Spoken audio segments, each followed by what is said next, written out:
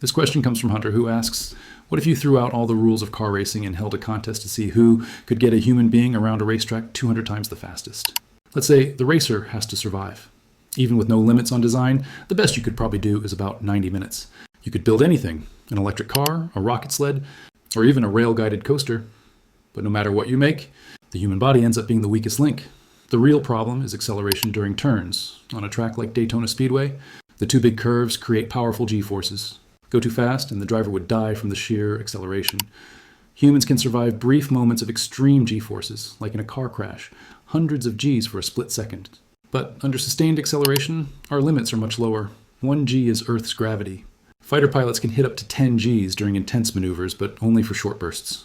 Over long periods, say minutes or hours, humans can only handle about 3 to 6 Gs.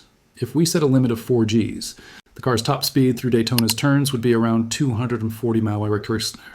That means 200 laps would take about 2 hours, faster than a real NASCAR race, but not dramatically so. However, we still have the straightaways.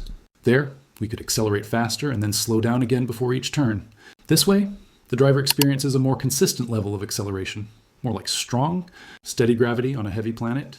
Rather than the jerky motion of a roller coaster, the direction of the force would constantly shift from forward to sideways, but humans can handle acceleration best when it pushes them into their seat against their back, not down toward their feet, which causes blood to rush to the head. So if we seat the driver so they're always pressed backward, we can push the G limit higher safely. At 4 Gs, the racer would finish in about 1 hour and 45 minutes.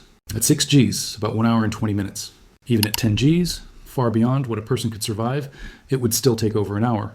And at that speed, the car would break the sound barrier on the straightaways. So unless we use sci-fi concepts like liquid breathing to handle constant G-forces, human biology limits Daytona lap times to well over an hour.